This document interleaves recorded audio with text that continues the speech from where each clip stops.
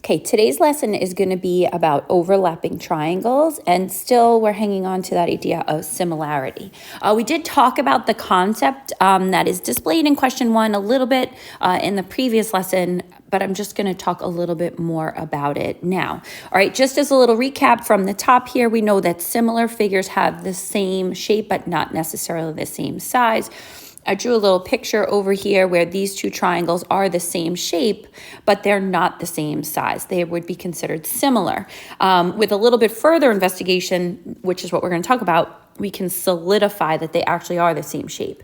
All right. We know that our congruent shapes are the same shape as well as the same size. Okay.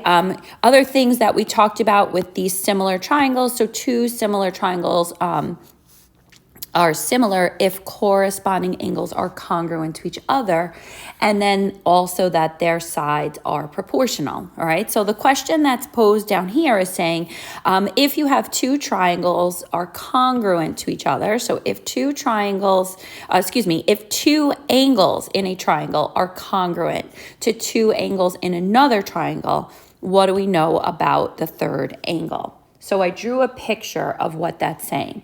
So they said if two angles of a triangle are congruent to two angles of another triangle, what do we know about that third angle? And obviously, if we go through the steps of adding the 110 and the 40, that's going to give us 150 degrees. We know the sum of the three angles of a triangle are 180, so when you subtract your 150, this missing angle over here is going to be 30. And then obviously, if we follow all of that same math, we're going to get 30 as well over here. So that means that if we know that two angles are congruent to two angles of another triangle, we know that the third angles are congruent as well. So I'm going to write here, we know that the third angle of those triangles are congruent, which I'm going to write out my word. Here's that symbol, are congruent as well. You can use your symbol as long as you know what your symbols represent. Okay. When you get into 10th grade, you're going to learn a postulate for that. So you're going to learn the angle-angle similarity postulate. And all it means is it gives you the permission to cut corners, that if you ever figure out the two angles of one triangle are congruent to the two angles of another, then you know that those two triangles are similar. You don't have to further investigate the third angle. And you could say that those triangles are similar because angle-angle is congruent to angle-angle. Something in 10th grade you'll get very familiar with. I'm going to show you exactly what I mean with this first question. So as you go through, if I'm trying to figure out whether or not these triangles are similar to each other, I'm going to go in and figure out whether or not they have corresponding angles that are congruent. Obviously, they both have the 100. I'm going to figure out this one by adding my 100 and my 45, which is my 145, and then 180 minus my 145 is going to leave me 35 degrees for this one angle. And since they both have the 100 and they both have the 35, the answer would be these triangles, are similar. My dog is trying to get in the house, are similar, which again, this is your similar symbol because corresponding angles are congruent, okay? And then in 10th grade, you could write angle, angle, congruent to angle, angle. Okay, in example 2, it's very similar. I'm trying to figure out which two triangles are similar, and I want to explain my reasoning. Now, visually, you might be able to tell visually, but you're really supposed to try to figure it out based off the angle measurements. So if I just look at triangle A and I add the two angles that I have together, they're going to add up to 83. That means that missing angle, because the sum of the three angles is 180, when I subtract the 83, I'm going to get a missing angle of 97. So therefore, if I look at 50, 50, 97, and 97, I know that triangle A must be similar to triangle C. Now realize similar means they are the same shape but different sizes, and they're twisted and turned, right? I also know that since this third angle is 33 degrees, that this is going to be 33 as well. And that's that whole angle, angle, congruent to, angle, angle. If I want to explain my reasoning in a sentence, kind of Math 8 style, I'm going to say that corresponding angles are congruent. Corresponding angles are, and here I'm going to cheat and use my congruent symbol. Again, as long as you understand that that symbol represents congruent, I give you permission to use it. Okay, so yes, these two triangles are similar, A and C, and B is not. Okay, all right, coming up to this one, example 3 is very similar. It's just that they're not giving you a picture. So you just have to make sure you're interpreting what you're reading correctly, okay? They're giving you two angle measures of two different triangles. So this first line is triangle A, and then I'm going to use orange, and this is triangle B. Obviously, they're only giving you two angle measurements for each of your triangles. So in triangle A, the measurements they're giving you so far are 109 and 27. So I'm going to add those together, and I'm getting 136 degrees.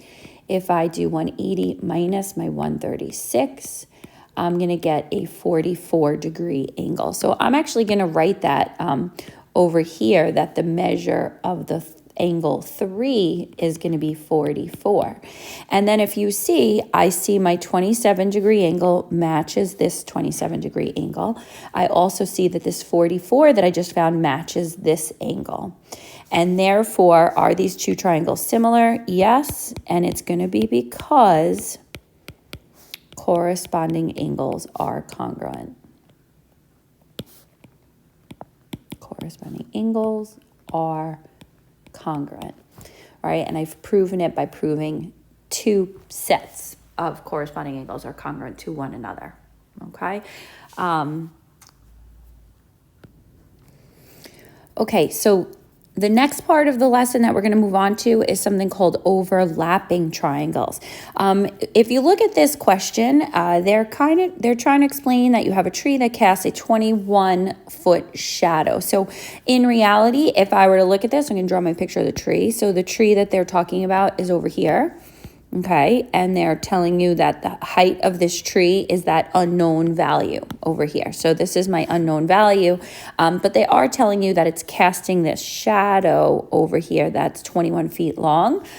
And then you also have Enzo, who is a boy who we can't see here either. I'm going to draw a picture of him, and we can see that Enzo himself is 5 feet tall, and he is casting a 6-foot shadow.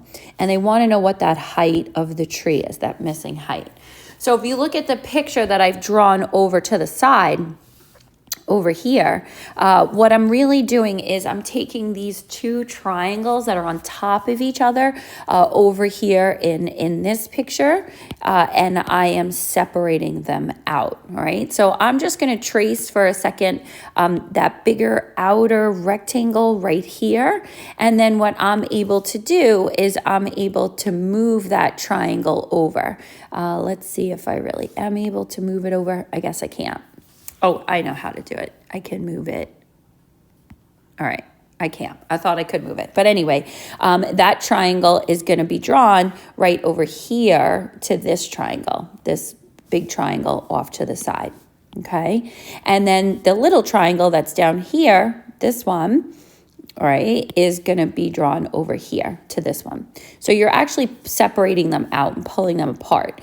Right? Once you're able to do that, you're just transferring the dimension. So the height of that tree was X, so this is that height of the tree is X. The shadow of that tree was 21, so I'm going to pull the 21 over here. Then if you focus in on that smaller triangle, the height of Enzo himself is 5, and the shadow of Enzo is 6. So once you can visually pull these two triangles apart, you have the same question that we did the other day in our lesson, where you're setting up your proportions right off of the triangles themselves. X over 21 is equal to 5 over 6, and you're just going to cross multiply. 5 times 21 is going to give you 105. And when you divide by 6, you're going to get that, I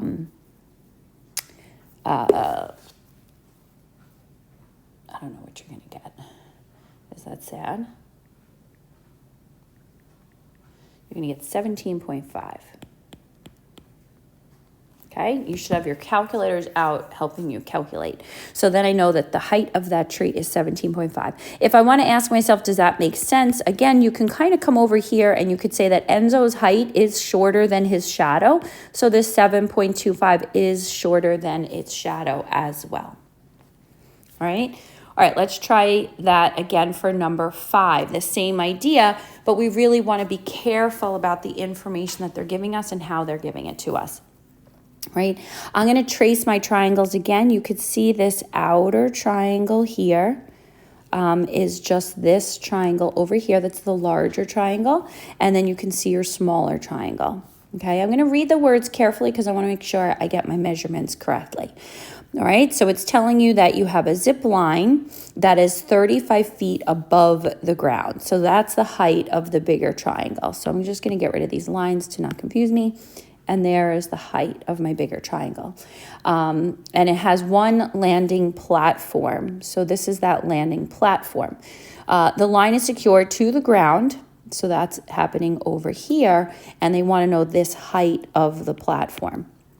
Now, what you want to understand is this 40.5 is a measurement from here to here only. Right? So if I want to know the measurement of the entire base of the larger triangle, I'm going to have to do what? And hopefully you're saying that you're going to have to add these two together. So that base is 94.5. And then if you look at your smaller triangle here, your height is X, and then this base over here is your 54. So you just want to pay attention to how they're giving you the numbers, labeling the triangles. And in this case, we had to add these two numbers together in order to get the big base of the bigger triangle. Once you have that set up, again, you have your proportions. 35 over 94.5 is going to equal X over 54. I'm going to get my calculator ready to help me do my math. I'm going to cross multiply this way. So I have 94.5x is equal to 35 times 54 is 1,890. And then when you divide by your 94.5, I'm going to get x is equal to 20. And I want to make sure I've answered my question. So 20 is this measurement over here, and it says what's the height of the platform. And remember, that's that platform. They want to know how high it is from the ground, so it really is that height of 20. All right. Okay. What I'm going to do with the practice questions is I'm going to put the practice questions on a Google slide for you. All right. Good job.